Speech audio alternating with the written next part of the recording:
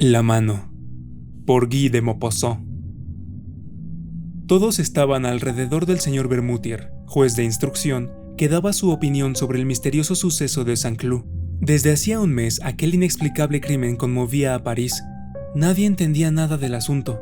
El señor Bermutier, de pie y de espaldas a la chimenea, hablaba, citaba pruebas, discutía las distintas opiniones, pero no llegaba a ninguna conclusión. Varias de las mujeres se habían levantado para acercarse y permanecían de pie, con los ojos fijos en la boca sin bigotes del magistrado, de donde salían las difíciles palabras. Se estremecían, vibraban por una curiosidad llena de temor, arrastradas por un anhelante e insaciable apetito de espanto que atormentaba su alma. Las torturaba como el hambre. Una de ellas, más pálida que las demás, dijo durante un silencio: «Es horrible. Esto roza lo sobrenatural. Nunca se sabrá nada». El magistrado se dio la vuelta hacia ella. «Sí, madame, es probable que no se sepa nunca nada. En cuanto a la palabra sobrenatural que acaba de emplear, no tiene nada que ver en el asunto. Estamos ante un crimen concebido con mucha inteligencia y ejecutado con suma destreza, también empaquetado con misterio que no podemos apartarlo de las impenetrables circunstancias que lo rodean. Pero yo, hace años, tuve a mi cargo un suceso donde de verdad parecía haber algo fantástico. Sin embargo, tuvimos que abandonarlo por falta de medios para esclarecerlo». Algunas de las mujeres hablaron al mismo tiempo y tan deprisa que sus voces fueron una. «Oh, por favor, cuéntenos». El señor Bermutier sonrió con compostura, como debe sonreír un juez de instrucción, y habló. «Por lo menos, deseo que no crean, ni por un instante, que he podido suponer que había algo sobrehumano en ese suceso. Solo creo en las causas naturales, pero sería mucho más adecuado que, en vez de emplear la palabra sobrenatural para expresar lo que no conocemos, utilizáramos simplemente la palabra inexplicable. De todos modos, en lo que voy a contarles fueron, por encima de todas las demás, las circunstancias circundantes, las preparatorias, las que me turbaron. En fin, estos son los hechos. Era yo entonces juez de instrucción en Ajaccio, una pequeña ciudad corsa que crece al borde de un maravilloso golfo rodeado por altas montañas. Los hechos que me ocupaban con mayor frecuencia eran los de vendetta. Los había soberbios, en extremo dramáticos, feroces o heroicos. En ellos encontrábamos los temas de venganza más bellos con que se pueda soñar, odios seculares apaciguados un momento pero nunca apagados, astucias abominables, asesinatos convertidos en matanzas y casi en acciones gloriosas. Desde hacía 2 años no oía hablar de otra cosa que del precio de la sangre, ese terrible prejuicio corso que obliga a vengar cualquier injuria en la misma carne de la persona que la ha cometido, o de sus descendientes y allegados.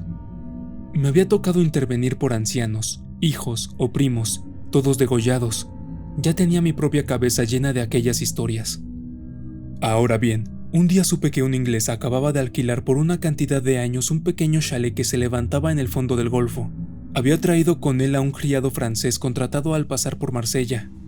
Pronto todo el mundo se interesó por aquel singular personaje que vivía solo en una casa y que no salía sino para cazar y pescar. No hablaba con nadie, no iba nunca a la ciudad, y cada mañana pasaba 1 o 2 horas disparando con una pistola y una carabina. Obviamente se crearon leyendas en torno a él. Al principio imaginaron que era un alto personaje lejos de su patria por motivos políticos. Luego afirmaron que se escondía por haber cometido un espantoso crimen. Incluso se citaban circunstancias particularmente horribles. Quise, en mi calidad de juez de instrucción, obtener alguna información fidedigna sobre aquel hombre, pero me fue imposible. Se hacía llamar Sir John Rowell. Me conformé, entonces, con vigilarlo de cerca, pero, la verdad sea dicha, no había nada que lo señalara como sospechoso de algo. Sin embargo, y porque los rumores acerca de sus hazañas continuaban, aumentaban y se generalizaban, decidí hacer un nuevo intento de ver por mí mismo al extranjero. Fui a cazar con regularidad en los alrededores de su dominio. Esperé durante mucho tiempo una oportunidad que se presentó finalmente en forma de una perdiz. Le disparé y la maté delante de las narices del propio Sir inglés. Mi perro me la trajo, pero tomé la caza de inmediato y fui a excusarme por mi intrusión. Pretendía pedirle al señor Rowell que aceptara al pájaro muerto.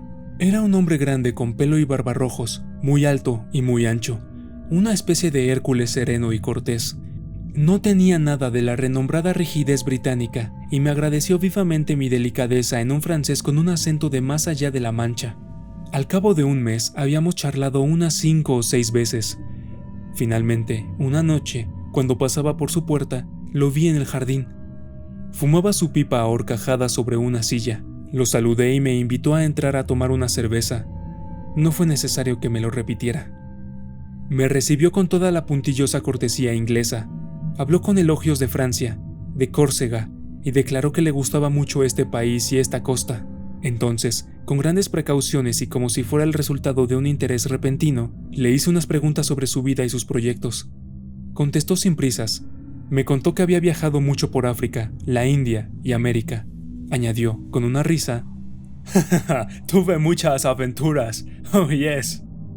Entonces volví a mencionar la cacería y me dio los detalles más curiosos sobre la caza del hipopótamo, del tigre, del elefante e incluso la del gorila. Todos esos animales son temibles, dije. Oh no, dijo con una sonrisa. El peor es el hombre. Se echó a reír con la risa franca de un inglés gordo y feliz. He cazado mucho al hombre también. Después habló de armas y me invitó a cenar en su casa para enseñarme unas escopetas con diferentes sistemas. Su salón estaba tapizado con seda negra bordada con oro. Unas flores grandes y amarillas corrían sobre la tela oscura. Brillaba como el fuego. Eso usar una tela japonesa. Pero, en el centro del panel más amplio, algo extraño atrajo mi mirada. Sobre un cuadro de terciopelo se destacaba un objeto rojo. Me acerqué. Era una mano humana. No una mano de esqueleto, blanca y limpia, sino una mano negra y reseca con uñas amarillas, los músculos al descubierto, y rastros de sangre vieja, semejante a roña, sobre los huesos cortados de golpe, como de un hachazo, a la mitad del antebrazo. Alrededor de la muñeca había una enorme cadena de hierro remachado. Ajustada a aquel asqueroso apéndice, la sujetaba a la pared con una argolla lo bastante fuerte como para gobernar a un elefante. ¿Qué es esto?, pregunté. El inglés contestó con toda calma. Era mejor enemigo de mí. Era de América. Lo había sido cortado con el sable y arrancado la piel con una piedra cortante, y secado al sol durante 8 días. Muy buena para mí esta. Toqué aquel despojo humano. Debía de haber pertenecido a un coloso. Los dedos, desmesuradamente largos, estaban ligados por enormes tendones que aún tenían tiras de piel. Era horroroso verla, desollada de esa manera. Sugería de manera inevitable alguna venganza salvaje. Ese hombre debía ser muy fuerte, comenté. Oh, yes, dijo el inglés con cierta dulzura. Pero fui más fuerte que él.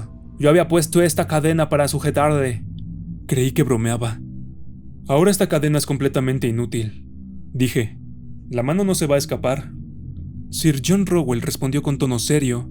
Ella siempre quería irse. Esa cadena era necesaria.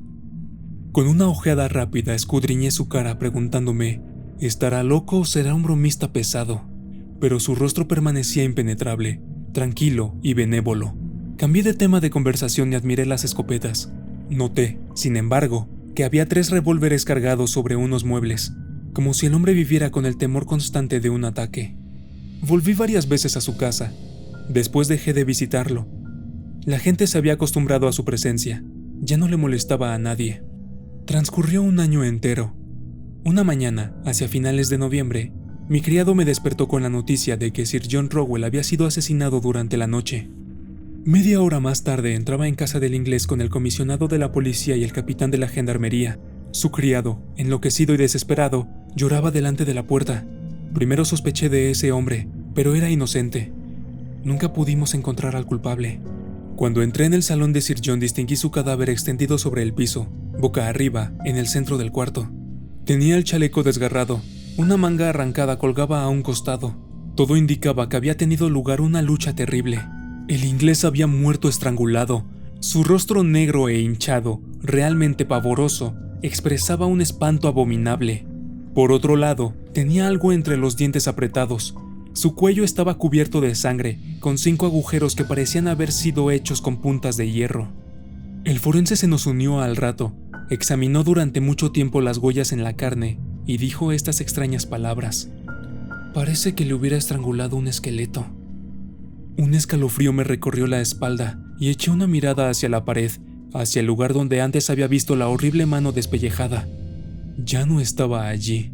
La cadena, rota, colgaba laxa. Entonces me incliné sobre el cuerpo. En su boca crispada había uno de los dedos de la desaparecida mano, cortada, o más bien, aserrada por los dientes, justo en la segunda falange. Luego se procedió a las comprobaciones de rutina. Nada se descubrió. Ninguna puerta había sido forzada, tampoco una ventana ni un mueble. Los 2 perros de la casa no habían despertado. Esta es, en pocas palabras, la declaración del criado. Desde hacía un mes su amo se veía agitado. Recibía muchas cartas que quemaba a medida que iban llegando. A menudo, preso de una ira que más parecía demencia, tomaba una fusta y golpeaba con furia aquella mano reseca encadenada a la pared y que ahora había desaparecido, no sabía cómo, la misma noche del suceso. Sir Rowell se acostaba muy tarde y se encerraba cuidadosamente. Siempre tenía armas al alcance de la mano. A menudo, por la noche, hablaba en voz alta, sonaba como si discutiera con alguien. Aquella noche, por casualidad, no había hecho ningún ruido, y cuando fue a abrir las ventanas del salón, el criado había encontrado a Sir John Rowell asesinado. Él no sospechaba de nadie. Comuniqué todo lo que sabía del difunto a los magistrados y funcionarios de la fuerza pública. Ellos llevaron a cabo una investigación minuciosa a lo largo de la isla. Tampoco descubrieron nada. Ahora bien, esto no terminó aquí. 3 meses después del crimen tuve una pesadilla horrorosa. Me pareció que veía la mano, la horrible mano, corriendo como un escorpión o como una araña a lo largo de las cortinas y paredes de mi cuarto. 3 veces desperté, 3 veces me volví a dormir y 3 veces volví a ver aquel odioso despojo galopando alrededor de mi habitación y moviendo los dedos como si fueran patas. Al día siguiente me la trajeron. La habían encontrado en el cementerio sobre la tumba de Sir John Rowell. Lo habían enterrado allí, ya que no conocían el paradero de su familia. Faltaba el dedo índice. Esta es, señoras, mi historia. No sé nada más. Las mujeres, desconcertadas, estaban pálidas y temblaban. Una de ellas exclamó: Pero eso no es un desenlace ni una explicación. No vamos a poder dormir si no nos dice lo que, según usted, ocurrió. El magistrado sonrió con discreción. Oh, mis señoras, sin duda alguna estropearé sus terribles sueños. Creo simplemente que el verdadero propietario de la mano no había muerto y que vino a buscarla, pero no he podido saber cómo lo hizo. Este caso es una especie de vendetta. Una de las mujeres murmuró: No, no debe ser así. Y el juez de instrucción, sin dejar de sonreír, concluyó: Ya les había dicho que mi explicación no les gustaría.